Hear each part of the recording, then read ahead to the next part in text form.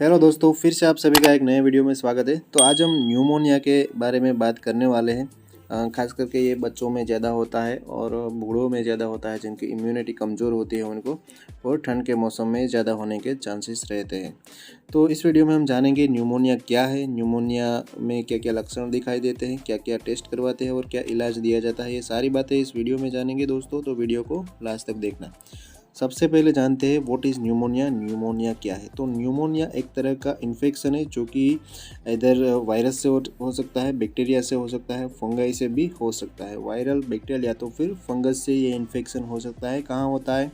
ये हमारे फेफड़ों में, हमारे लंग्स में होता है। हमारे फेफड़ों के अंदर श्वसन नलिकाएँ होती है और श्वसन नलिकाएँ जो होती है, ये श्वसन नलिकाएँ होती है और श्वसन नलिकाएँ होती है वो फर्दर एल्वियोलाई से कनेक्टेड होती है। एल्वियोलाई ऐसा गुच्छा होता है जिसमें क्या होता है कि जो हम सांस लेते हैं, वो ऑक्सीजन में जो सांस लेते हैं, वो जो सांस के द्वारा ऑक्सीजन लेते हैं, वो ऑक्सीजन इन जो जो एल्वियोलाई होता है वहाँ पर ये गैसियस एक्सचेंज होता है। हमारे ब्लड में से जो कार्बन डाइऑक्साइड बना हुआ होता है वो एल्वियोलाई में ट्रांसफ़र होता है और एल्वियोलाई में से ऑक्सीजन जो होता है वो हमारे ब्लड में घुल जाता है। यहाँ से जो ऑक्सीजन और कार्बन डाइऑक्साइड का एक्सचेंज होता है। तो जब न्यूमोनिया होता है तब इन जो ये एल्वियोलाई और जो हमारी ये श्वसन नलिकाएँ होती है, उन श्वसन नलिकाओं में इन्फेक्शन हो जाता है, उसमें पस बन जाता है, कफ बन जाता है और कफ जमा हो जाता है, वहाँ पर पानी भर जाता है और कफ या तो फिर पस वहाँ पर जम जम जाता है। तो उस वजह से हमें फीवर आ सकता है, ठंड लग सकती है, सांस लेने में दिक्कत हो सकती है, कॉफिंग हो सकता है, ये सारी दिक्कत होने लगती है। तो इन शॉर्ट हम बात करें कि अगर फेफड़ों में कोई वायरल, बैक्टीरियल या फिर फंगस से जुड़ा कोई इन्फेक्शन हमारे श्वसन नलिकाएँ और हमारे एल्वियोलाइज में अगर होता है तो उसे हम न्यूमोनिया कहेंगे। तो आशा करता हूँ कि आप समझ गए होंगे क्या है न्यूमोनिया। अब आगे बढ़ते हैं।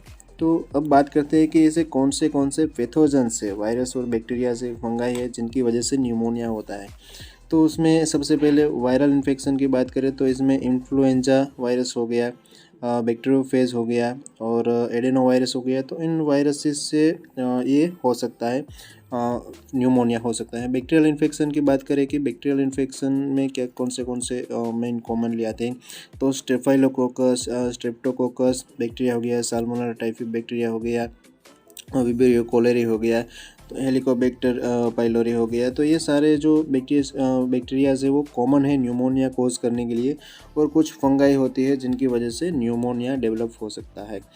तो मोस्टली तो इसमें स्ट्रेप्टोकोकस और स्टेफाइलोकोकस का ही इन्फेक्शन होता है जो कि कोज करता है, और एडेनो वायरस होता है जो कि ये और इन्फ्लुएंजा वायरस भी होता है जो कि न्यूमोनिया कोज करता है। आगे बढ़ते हैं, सिम्टम्स के बारे में जानते हैं कौन से सिम्टम्स दिखाई देते हैं, इनमें क्या क्या लक्षण दिखाई देते हैं न्यूमोनिया में।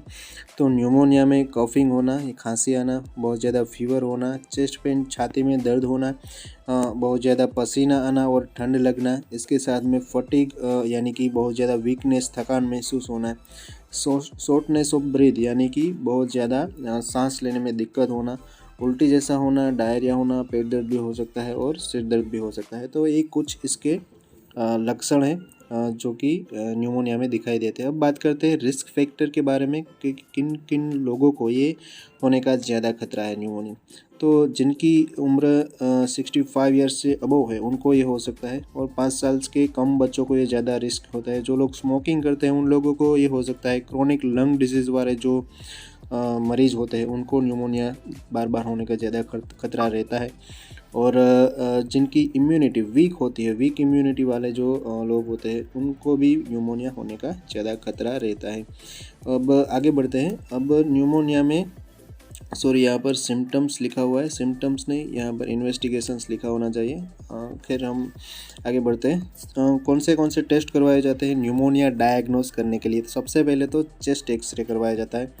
चेस्ट एक्सरे में क्या देखते हैं, आइए हम आगे देखते हैं। तो जनरली चेस्ट एक्सरे में यहाँ पर हमने दो एग्जाम्पल के तौर पर दो एक्सरे लिए है। ये जो एक्सरे है वो नॉर्मल एक्सरे है और ये न्यूमोनिया वाला पेशेंट का एक्सरे है। तो जो नॉर्मल एक्सरे होता है उनमें आप देखोगे कि ये ब्लैक पार्ट है। तो ये ब्लैक पार्ट है वो नॉर्मल लंग्स, नॉर्मल शेडो होता है। नॉर्मल लंग्स का। और जो वाइट पोर्शन होता है यहाँ पर जो देखो आप एरोस लगाकर यहाँ पर दिखाया गया है, यहाँ पर सभी में ये जो वाइट पोर्शन है, वाइट शेडो है, वो सजेस्ट करता है कि यहाँ पर कफ फ्लूइड या तो फिर कोई इन्फेक्शन भरा हुआ है, न्यूमोनिया का केस है। तो इस तरह से हम ये डायग्नोस कर सकते हैं।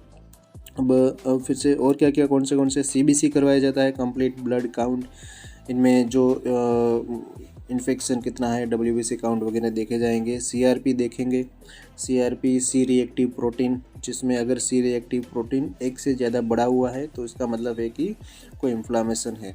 और स्पूटम कल्चर कराया जाएगा। स्पूटम हमारा जो फ्लेगम कफ निकलता है, जो फ्लेगम निकलता है, कफ निकलता है, बलगम, उसका भी कल्चर कराया जाएगा। तो उससे पता चलेगा कि कौन से टाइप का बैक्टीरिया का इन्फेक्शन है हमारे फेफड़ों में।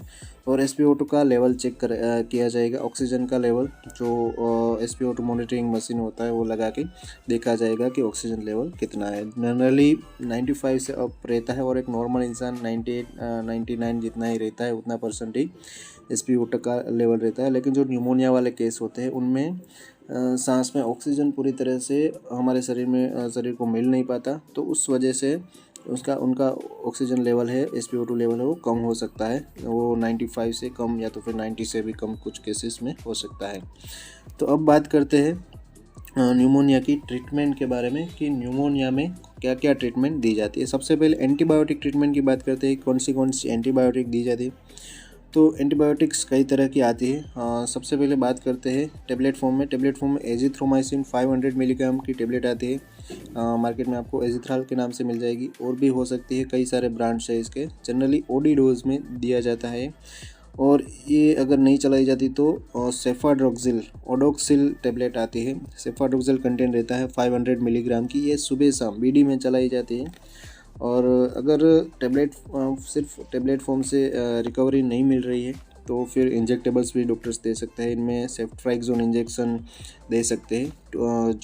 2 ग्राम का एक इंजेक्शन आता है, वो सुबह शाम BD में दिया जाता है। सेफ्ट्राइक्सोन का 2 ग्राम का इंजेक्शन। कोई और एंटीबायोटिक भी हो सकती है। हर एक डॉक्टर अपने एक्सपीरियंस और डिजीज़ की सीवियरिटी कंडीशन के अकॉर्डिंग एंटीबायोटिक्स बदलते रहते हैं। हर एक डॉक्टर की चॉइस अलग अलग हो सकती है। आगे बढ़ते हैं। अब इसमें जो दवाएं दी जाती है वो है ब्रोंकोडाइलेटर्स, और स्टीरॉयड भी इसमें दिया जाता है। ब्रोंकोडाइलेटर्स में साल्ब्यूटामोल अस्थालिन के नाम से मिल जाएगा 4 मिलीग्राम। जनरली BD में दिया जाता है खाना खाने के बाद।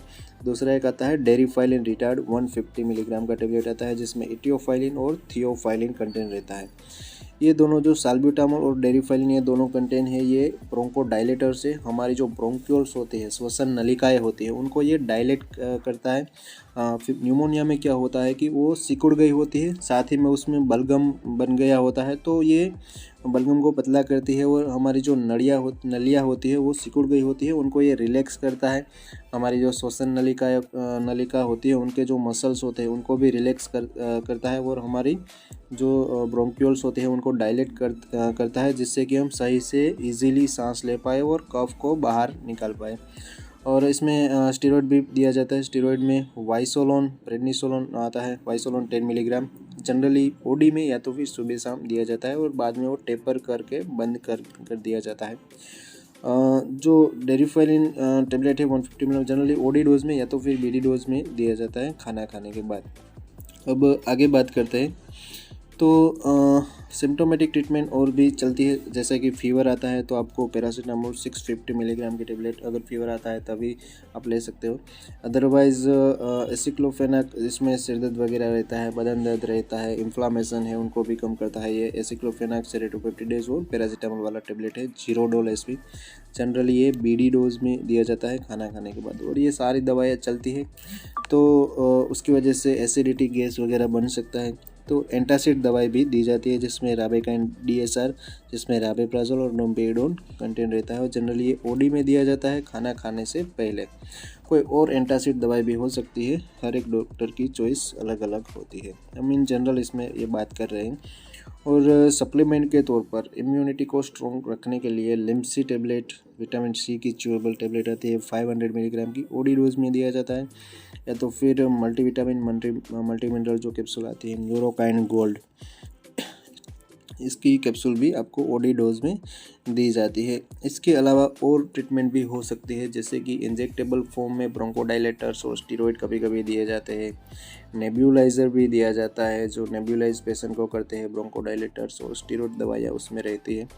और इंजेक्ट पेशेंट को एडमिट भी कर सकते हैं। अगर सीवियरिटी बहुत ज़्यादा नहीं है तो सिर्फ घर पर ही आपको दवाई देकर या फिर इंजेक्टेबल्स वगैरह देकर ठीक कर सकते हैं। सीवियरिटी बहुत ज़्यादा है तो पेशेंट को एडमिट भी करना पड़ सकता है। इसमें जो ट्रीटमेंट बताई है वो सिर्फ और सिर्फ अडल्ट्स के लिए है। पीडिया में ये यूज़ नहीं होती, उसका डोज अलग होता है। तो ये सिर्फ अडल्ट्स के लिए है। तो आशा करता हूँ कि आपको समझ में आ गया होगा न्यूमोनिया क्या होता है, क्या कैसे इसका डायग्नोस किया जाता है, इलाज क्या होता है, कौन से ऐसे लोग हैं जिनको रिस्क रहता है न्यूमोनिया होने का। और अगर वीडियो अच्छी लगी है दोस्तों तो प्लीज़ वीडियो को लाइक करें, कमेंट करें, सब्सक्राइब करें। तो मिलते हैं अगले वीडियो में।